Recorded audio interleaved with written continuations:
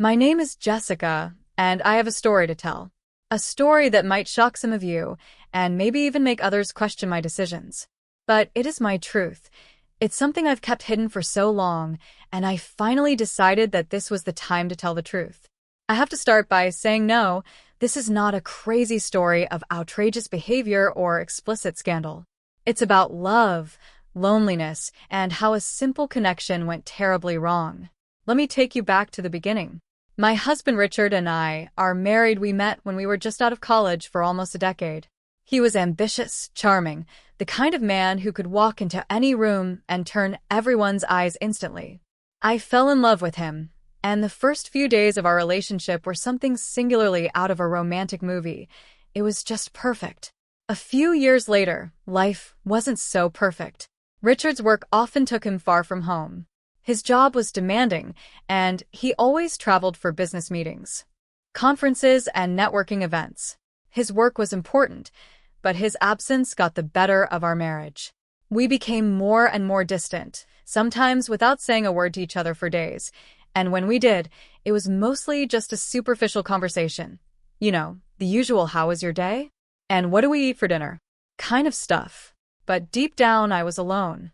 I needed attention, companionship, and someone to fill the void Richard had created in my life, even though I knew he wasn't trying to do it. That's when things started to change. We lived in a quiet and peaceful farm outside of town. One of the things that attracted us to this place was the space and the opportunity to raise animals. We had a few chickens, a few goats, and of course our horse, Midnight. Midnight was a handsome, strong black stallion with such a gentle temperament that he felt like he understood emotions better than most people. I've always loved horses, but Midnight was special. It had been a gift from Richard on our 5th wedding anniversary, a gesture to show how much he cared about us even when he couldn't always be there during those long days of solitude when he was away. It wasn't until Richard was away that Midnight became my source of comfort. I spent hours in the stable pressing him, talking to him, and simply being in his presence. It may sound strange, I know, but animals have a way of smelling when you're in pain. Midnight always seemed to know when I was sad or frustrated, and he gently stroked me with his nose as if to say, "I'm here, you're not alone." Those moments with Midnight became, over time, the highlight of my day. I started telling her things I couldn't even say to my husband. Midnight was patient, never judged, and was always there. It was as if he had become the emotional support I was missing. I know what you're thinking. How could I compare a horse to my husband? But you must understand that Richard was absent, and that I had only Midnight. The turning point came one summer evening. Richard was out of town, as usual, and I was feeling particularly depressed. I had just made a call with him, and once again, I felt like we were two strangers living separate lives. I went out to the stable, hoping to find some peace with Midnight. As I brushed his coat, I started talking to him, as always, but this time something was different. I was talking about my frustrations, my loneliness, and my disconnection from Richard. I was rambling, without even thinking about what I was saying, when suddenly I realized that I was talking about Midnight in such a way that my heart was pounding. I pulled myself together, shook my head, and laughed. "Jessica, you're ridiculous," I thought. Midnight was a horse, a magnificent horse, yes, but still, a horse. I tried to dispel the strange thoughts that were beginning to creep into my mind, but as the days went by, I found myself returning to the stable more and more often, staying there longer than I should have. A growing sense of attachment to Midnight, which I couldn't explain, was beginning to set in. I felt guilty. How could I be so emotionally invested with a horse when I had a husband? But the more I tried to push him away, the bigger he had become. Midnight was still there, and Richard. Well, Richard wasn't. The truth is, I wasn't having an affair in the way most people would define it.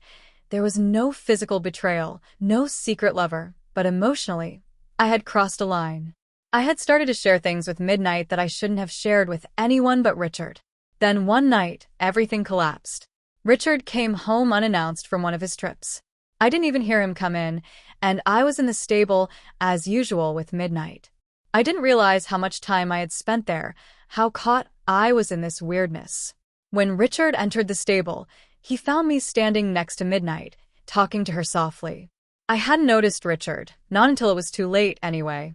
"What are you doing?" Richard's voice was high-pitched, filled with confusion and suspicion. His eyes darted between me and Midnight, as if he was trying to reconstruct the scene in front of him.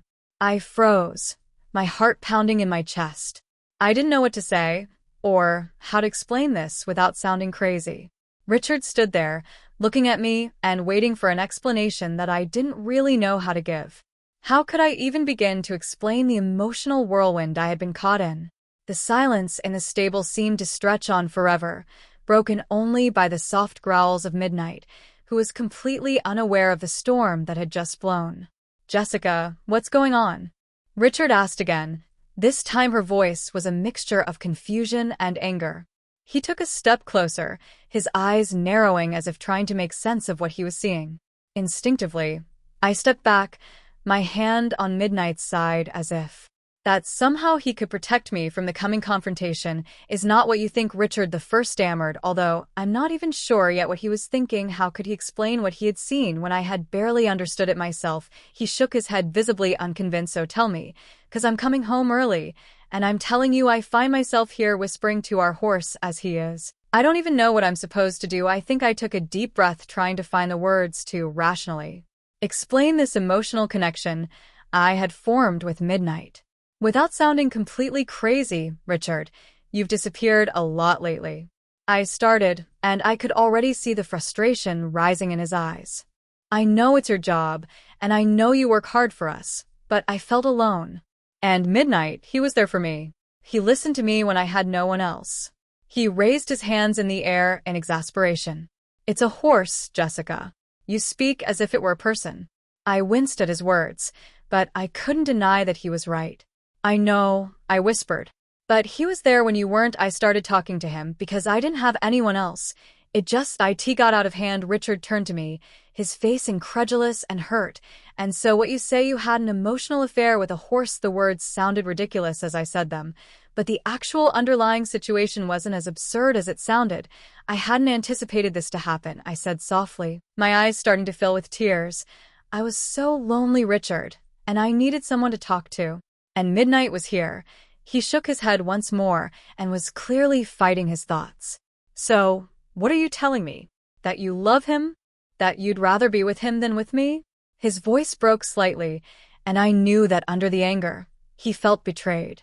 "No, of course not," I said, stepping forward and holding out my hand to him.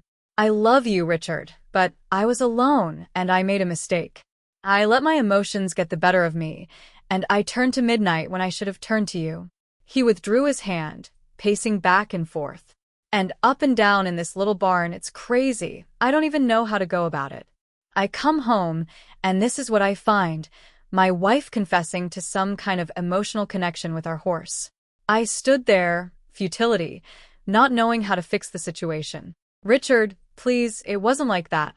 I didn't do anything physical, nothing inappropriate. I just got lost in solitude for a moment." He didn't say anything. He stood there, his back turned towards me, trying to collect his thoughts. Then finally "Speak, do you know how crazy that sounds? Jessica, how absurd is this whole thing?" I nodded. My voice was barely above a whisper. "I know, but it's the truth. I have allowed my loneliness to cloud my judgment, and I am sorry. I would never have wanted it to go this far." Richard then turned to me, his expression softening somewhat. "Why didn't you talk to me? Why didn't you tell me you felt that way?" "I tried," I said, my voice trembling, "but every time I talked about it, you were too busy or too tired or just distracted. And finally I gave up. I thought maybe that's how it was going to go, so I found comfort at Midnight. And I know it sounds ridiculous, but it was there for me in a way that you weren't." He let out a heavy sigh, running a hand through his hair. "I didn't know you felt this way. I thought we were fine." "We weren't," I replied softly. "But I did not want to burden you with it. You were always very busy with work, and I didn't want to look needy. But the truth is, I needed you, Richard. I needed my husband, and when you weren't around, I would turn to the silence between us was so long, as we stood there under the weight of it all, each of us sinking." It was only then that Richard spoke again, and this time his voice was so soft. I don't know what to do with this, Jessica. I don't know how to move forward from here. I took a deep breath, feeling tears running down my cheeks. Me neither, I admitted. But I want to fix that. I want to make amends. I love you, and I don't want to lose you. Richard looked at me, his eyes filled with pain and uncertainty. I love you too, Jessica, but it will take time. I nodded, understanding the seriousness of the situation. I know, and I'm willing to do whatever it takes to make things right. He sighed again, finally getting closer to me. We have to talk about this, really talk about everything, not just midnight, but about ourselves, where we went wrong and how we can fix it. I nodded, reaching out to take his hand again, this time feeling him squeeze her back. I'm ready to talk, Richard. I'm ready to make things right. As we stood there in the barn, the air thick under the weight of our Sao Paulo Sanchez, it was at this moment of conversation that we finally clicked. It was the first step to rebuilding what was broken. It wasn't going to be easy, and it wasn't going to happen overnight. Yet, for the first time in a very long time, I felt a glimmer of hope. Maybe, just maybe, we could find our way back to each other. With that, Jessica and Richard began the long healing process of their marriage, learning to reconnect and rediscover the love that originally brought them together.